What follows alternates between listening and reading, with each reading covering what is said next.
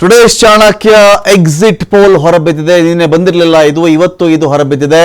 ಪಶ್ಚಿಮ ಬಂಗಾಳದಲ್ಲಿ ಬಿಜೆಪಿಗೆ ಬಹುಮತ ಅಂತ ಹೇಳ್ತಿರೋದು ಟುಡೇಸ್ ಚಾಣಕ್ಯದ ಎಕ್ಸಿಟ್ ಪೋಲ್ ಅಥವಾ ಮತದಾನೋತ್ತರ ಸಮೀಕ್ಷೆ. ಈ ಸಮೀಕ್ಷೆಯಲ್ಲಿ ಬಿಜೆಪಿ ಗದ್ದುಗೆ ಹಿಡಿಯುತ್ತೆ ಅಂತ ಹೇಳಿ ಟುಡೇಸ್ ಚಾಣಕ್ಯ ಸಮೀಕ್ಷೆ ಹೇಳ್ತಾ ಇರೋದು.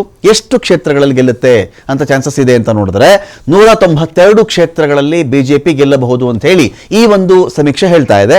ಟಿಎಂಸಿ ಎಷ್ಟಲ್ಲಿ ಗೆಲ್ಲುತ್ತೆ ಅಂತ ನೋಡಿದ್ರೆ 100 ಕ್ಷೇತ್ರಗಳಲ್ಲಿ ಟಿಎಂಸಿಗೆ ಗೆಲ್ಲುವಂತ ಚಾನ್ಸಸ್ ಇದೆ. ಒಂದು 3-4 ಪ್ರಬಲವಾಗಿರತಕ್ಕಂಥ ಸಮೀಕ್ಷೆಗಳು ಇನ್ ಫೇವರ್ ಆಫ್ ಬಿಜೆಪಿ ಇವೆ.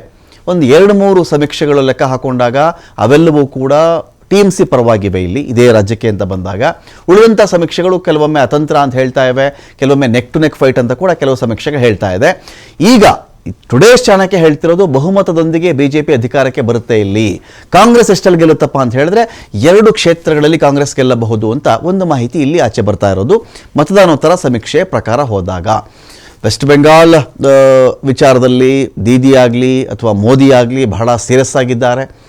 ಪಶ್ಚಿಮ ಬಂಗಾಳವನ್ನು ಉಳಿಸಿಕೊಳ್ಳದೇ ಇದ್ದರೆ ಮಮತಾ ಬ್ಯಾನರ್ಜಿ ಅವರಿಗೆ ಉಳಿಗಾಲವಿಲ್ಲ. ಅಲ್ಲಿ ಆಲ್ಮೋಸ್ಟ್ ಗನ್ ಪಾಯಿಂಟ್ ಎಲೆಕ್ಷನ್ ಆಗ್ತಾ ಇದೆ, ಭಯಭೀತ ವಾತಾವರಣದಲ್ಲಿ ಜನ ಮತ ಹಾಕ್ತಾ ಇದ್ದಾರೆ ಅಂತ ಕೂಡ ಮಹುವಾ ಮೊಯಿತ್ರಾ ಸೇರಿ ಅನೇಕರು ಮಾತಾಡಿದ್ದಾರೆ. ಇನ್ನೊಂದು ಕಡೆ ಬಿಜೆಪಿಯ ಸಿಎಂ ಕ್ಯಾಂಡಿಡೇಟ್ ಎಂದೇ ಬಿಂಬಿತ ಸುವೇಂದು ಅಧಿಕಾರಿ ಕೂಡ ಅನೇಕ ಕಡೆಗಳಲ್ಲಿ ಓಡಾಡ್ತಿರೋದು ಹೌದು.